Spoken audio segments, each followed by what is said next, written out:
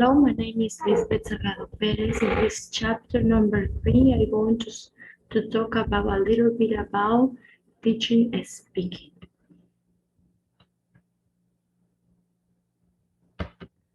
The first, I'm going to introduce the topic with some important aspects.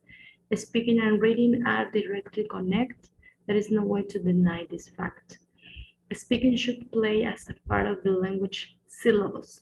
The multiple intelligence theory was the first base of the speaking, then appeared the competences that is the aspect we are working on competences.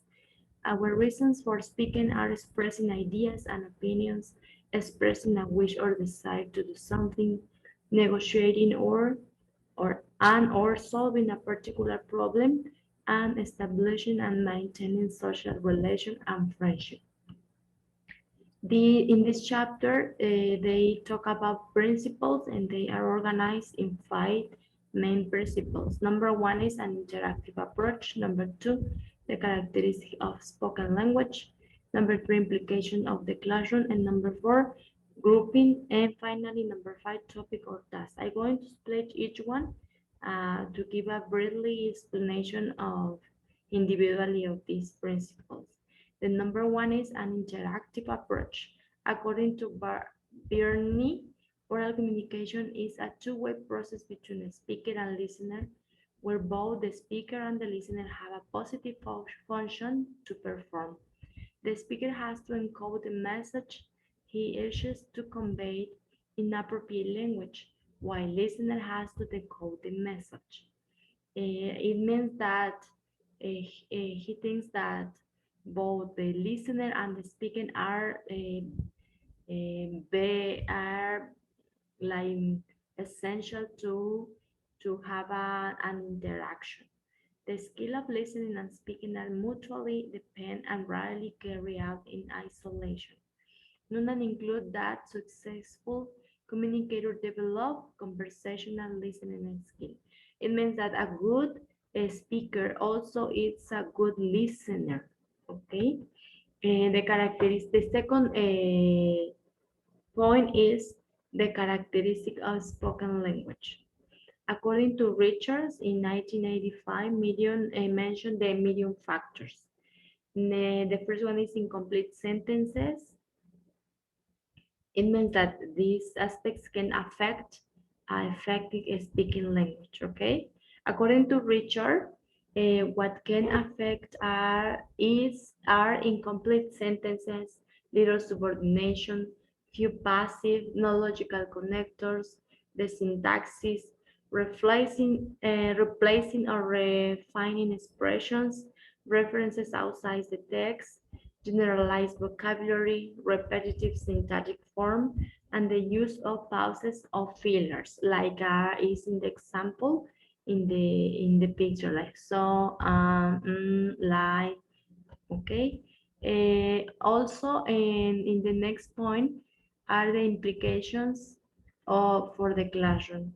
In this are mentioned 5 essential points, important points that are uh, that take part in the classroom. Okay, the first one, the pillars, the authenticity, the interference of a language one or the first language, interaction teacher student and teachers use of English.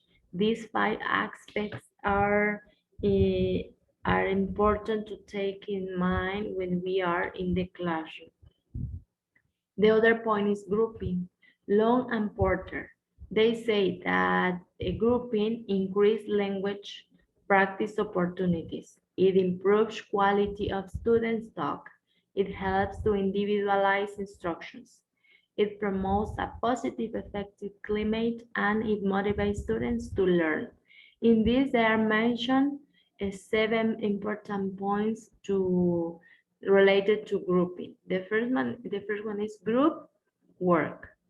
The second one is learner autonomy. Third one is learner training, planning and monitoring, ability to grouping, mixing grouping, and the cooperative learning. All these factors must be included when we are working in groups in the classroom. As it can be integrated in the grouping, as a teacher, it's important we take in mind these points to organize our speaking class. The first one, the last one is topic or task. First, I'm going to explain what is the difference between a topic or a task. Topic-based activities are subjects or themes which in English language teacher relate to the knowledge and experiences of the learner. It means that it's something that it's a topic where students can remember last activities they did, last experiences, and they can share with their classmates.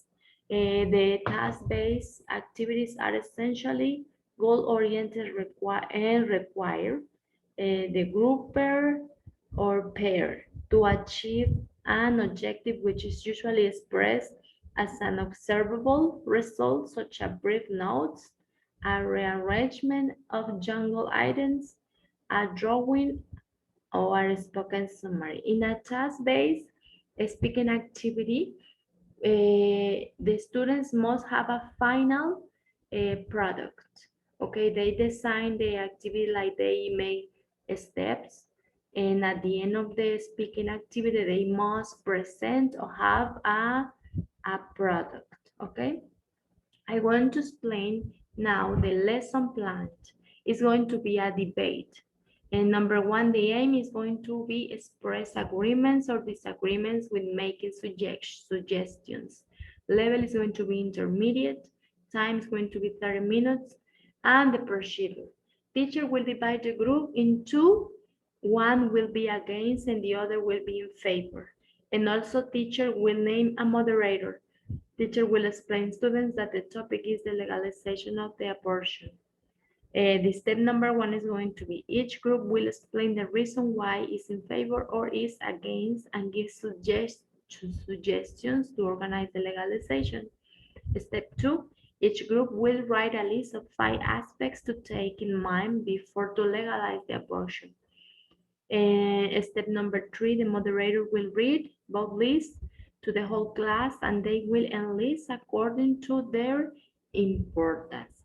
At the end, in this lesson plan, we can say that is a task where at the end of the debate, the students will have a list of actions must be taken. They think they think must be taken in count to starting organizing the legalization of the abortion. In this case, it's going to be everything. Thank you so much for uh, looking at my video.